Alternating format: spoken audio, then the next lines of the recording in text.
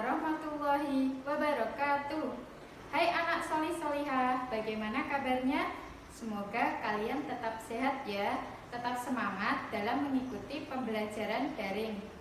Nah, sebelum melakukan pembelajaran daring, marilah kita mengucapkan bismillah terlebih dahulu. Bismillahirrahmanirrahim. Nah, pada kesempatan kali ini, Bu Nining akan menyampaikan materi pembelajaran dari tema 1, subtema 1 dengan muatan pelajaran ilmu pengetahuan sosial KD 3.1, yaitu mengidentifikasi karakteristik geografis dan kehidupan sosial, budaya, ekonomi, politik di wilayah ASEAN. Untuk mengetahui lebih rinci lagi, yuk kita simak video pembelajaran berikut ini. Tema 1. Selamatkan makhluk hidup. Subtema 1. Tumbuhan sahabatku. Dengan muatan pelajaran IPS. Pembahasan kali ini mengenai ASEAN. Nah, inilah peta negara-negara anggota ASEAN. ASEAN didirikan pada tanggal 8 Agustus 1967 berdasarkan Deklarasi Bangkok yang dipelopori oleh 5 orang tokoh. Nah, siapa saja tokohnya? Tokoh pelopor berdirinya ASEAN. Nah, ada Adam Malik dari Indonesia, Narcisco Ramos dari Filipina, S. Rajaratnam dari Singapura, Tun Abdul Razak dari Malaysia, dan Thanat Khoman dari Thailand. Kondisi geografis dan kehidupan sosial budaya negara di Asia Tenggara. Yang pertama, Indonesia. Beribu kota di Jakarta. Indonesia merupakan negara kepulauan yang dikelilingi lautan, terletak di antara dua samudra, yakni Hindia dan Pasifik, di antara dua benua, yakni Asia dan Australia. Indonesia memiliki garis laut yang sangat panjang, gunung, dan pegunungan yang banyak. Masyarakat Indonesia terdiri dari 300 lebih suku dengan 700 lebih bahasa yang ada. Ada 6 agama yang diakui pemerintah dengan mayoritas Islam, serta berpenduduk sekitar 270 juta jiwa. Yang ketiga, Malaysia, dengan ibu kota yang baru yaitu Putrajaya. Malaysia dipisahkan oleh Laut Tiongkok Selatan dan Selat Karimata. Wilayah barat terletak di Semenanjung Malaya dan sebelah timur berada di Pulau Kalimantan. Memiliki pegunungan, dataran, perbukitan, rawa, dan pantai. Berpenduduk sekitar 29 juta jiwa dengan bahasa sehari-hari Inggris, India, Mandarin. Masyarakat Malaysia beretnis Malaysia, Tionghoa, dan India. Sebagian besar masyarakat menganut agama Islam.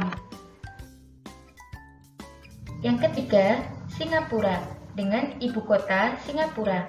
Merupakan salah satu negara kecil dengan wilayah dataran rendah yang berpenduduk sekitar 5 juta jiwa. Masyarakat Singapura kebanyakan keturunan Tionghoa dengan bahasa sehari-hari yang digunakan adalah Mandarin, Melayu, Hokkien, dan India. Sebagian besar penduduknya menganut agama Buddha. Yang keempat, Thailand dengan ibu kota Bangkok. Thailand memiliki penduduk sekitar 67 juta jiwa yang beretnis Thai dengan mayoritas masyarakatnya beragama Buddha. Bahasa yang digunakan adalah bahasa Thai. Thailand merupakan daerah dengan kontur pegunungan, perbukitan, dan dataran rendah, serta terdapat sungai yang terkenal yaitu Mekong dan Chao Phraya. Yang kelima, Filipina dengan ibu kota Manila.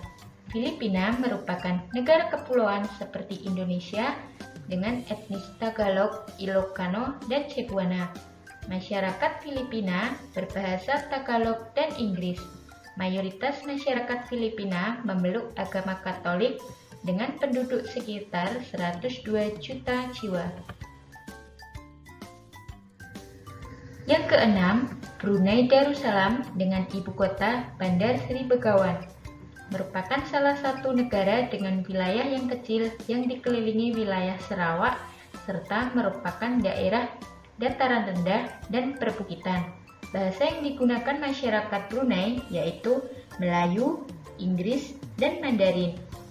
Masyarakat Brunei berpenduduk sekitar 436.000 jiwa dengan etnis Melayu dan Tionghoa.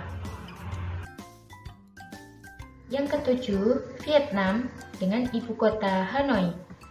Dengan keadaan bervariasi yang terdiri dari bukit, gunung, hutan lebat, dan dataran rendah.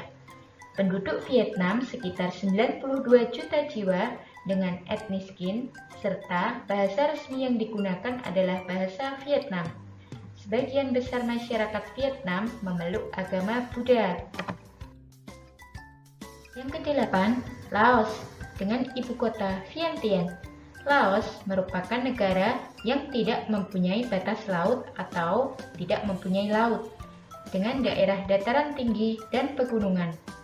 Masyarakat Laos beretnis Lao, dengan mayoritas beragama Buddha. Masyarakat Laos berpenduduk sekitar 6 juta jiwa, dengan bahasa resmi yang digunakan adalah bahasa Lao. Yang kesembilan, Myanmar dengan ibu kota yang baru berlokasi di Naypyidaw. Dengan keadaan alam berupa pegunungan dan dataran rendah, masyarakat Myanmar berpenduduk sekitar 55 juta jiwa. Beretnis Myanmar, Shan, dan Rakhine. Mayoritas masyarakat Myanmar memeluk agama Buddha dan bahasa yang digunakan sehari-hari adalah bahasa Myanmar. Yang ke-10 yaitu Kamboja dengan ibu kota Phnom Penh. Kamboja merupakan daerah dengan dataran rendah dan dataran tinggi. Masyarakat Kamboja berpenduduk sekitar 15 juta jiwa. Masyarakat Kamboja kebanyakan bersuku Khmer, dengan mayoritas memeluk agama Buddha dan berbahasa Khmer. Pembahasan selanjutnya mengenai pemanfaatan kondisi geografis di Asia Tenggara. Yang pertama, Indonesia.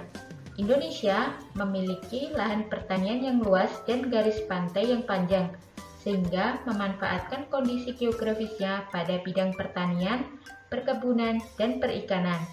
Yang kedua, Malaysia. Dengan kondisi geografis hutan yang luas, maka pemanfaatannya di bidang komoditi ekspor kayu, pertambangan, dan hasil karet yang diakui terbesar di dunia. Yang ketiga, Singapura. Merupakan negara kecil yang memanfaatkan kondisi geografisnya dengan pertanian hidroponik, dan Singapura memiliki pelabuhan yang merupakan salah satu pelabuhan tersibuk di dunia. Yang keempat, Thailand.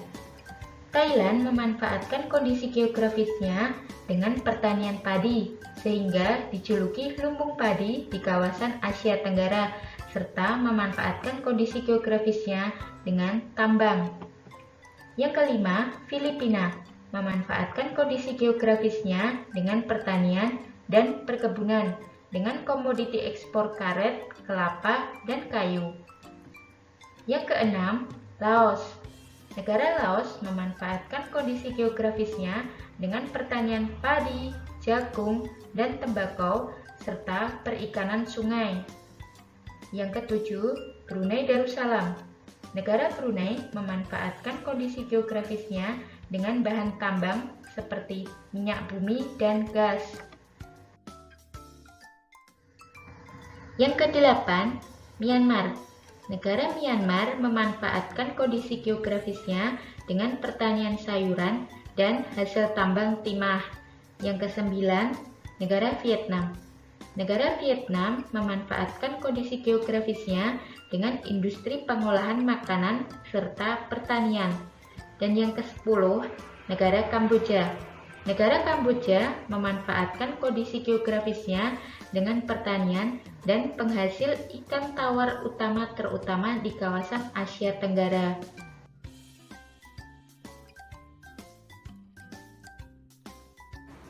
Itu tadi pembelajaran yang telah kita simak bersama-sama tentang negara-negara ASEAN. Cukup mudah bukan mempelajari pelajaran kali ini?